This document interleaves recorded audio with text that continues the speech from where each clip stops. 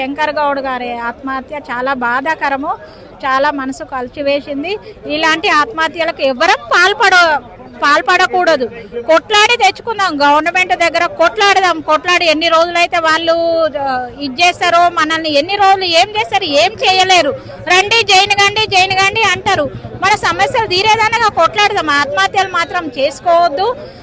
మా సోదరులకు విజ్ఞప్తి చేస్తున్నాము. గట్టిగా నిలబడితేనే గవర్నమెంట్ కూడా మనకు ఇది చేస్తుంది, సపోర్ట్ చేస్తుంది. కంపల్సరీ మన సమస్యలు తీరుతాయి. ఎందుకంటే గవర్నమెంట్ అధికారంలో రాకముందుకు మేనిఫెస్టోలో పెట్టిరు, అది కంపల్సరీ ఇప్పుడు చేస్తారు. వాళ్ళు చేయవలసిన బాధ్యత వాళ్ళకు ఉన్నది, కంపల్సరీ చేస్తారు. కాకుంటే వెనక ముందు కొన్ని రోజులు అవుతుందేమో. దాని గురించి ఇప్పుడు 12 ఏళ్ళు అవుతుంది తెలంగాణ వచ్చి, ఆగలేదా? ఇంకో కొన్ని రోజులు ఆగుతాం. కాకుంటే సార్ రేవంత్ రెడ్డి సార్ ఎప్పుడు అపాయింట్మెంట్ డే ప్రకటిస్తాడో అప్పటి వరకు వెయిట్ చేద్దాము. అప్పటిదాకా రోడ్డు మీదనే ఉందాం, కొట్లాడదాము.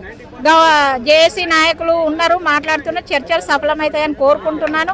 మా యూనియన్ మాత్రం పునరుద్ధరిస్తానన్నారు. యూనియన్ పునరుద్ధరించాలి, పిఆర్సీలు ఇవ్వాలి, 2 పే స్కేళ్ళు ఇవ్వాలి, ఉద్యోగ భద్రత కంపల్సరీ ఇవ్వాలి. మా 32 డిమాండ్లు ఒప్పుకోవాలి. రేవంత్ రెడ్డి సార్ గారు చెప్పండి. పొన్నం ప్రభాకర్ అన్న గారు మీరు చెయ్యండి. బట్టి విక్రమార్క సార్ మీరు కూడా చెప్పండి. మీరు చిన్నప్పటి నుండి నేను రైతు కుటుంబం నుండి వచ్చిన ఉంటారు. ఆర్టీసీ వాళ్ళ బాధలు మీకు తెలుసు, మీరు కంపల్సరీ చేస్తారు. చేయమని చెప్పండి, చెయ్యండి, ప్రాసెస్ చేయండి. మేము కంపల్సరీ సమ్మె విరమించి ఇది చేస్తాము, డ్యూటీలో జాయిన్ అవుతాము.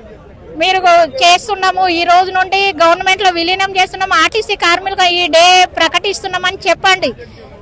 మేము నెక్స్ట్ మినిటే మేము డ్యూటీలో జాయిన్ అవుతాం సమ్మె విరమించి. కాబట్టి మీరు కంపల్సరీ గవర్నమెంట్లో విలీనం చేయాలి, ఉద్యోగ భద్రత ఇవ్వాలి, యూనియన్ పునరుద్ధరించాలి, 2 పిఆర్సీలు ఇవ్వాలి.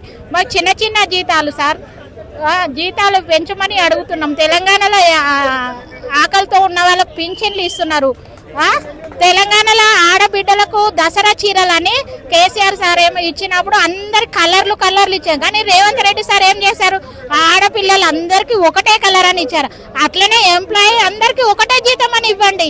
మేము ఎన్జిఓస్కు మాకు 28% తక్కువ ఉన్నది. అట్లనే అందరినీ ఒకటే తీరగల ఆడపిల్లని చూసినప్పుడు ఎంప్లాయీని ఎందుకు సార్ తేడాతో చూస్తున్నారు? మీరు అదే చూడండి, అదే చేయండి. మాకు కంపల్సరీ గవర్నమెంట్లో విలీనం చేయండి.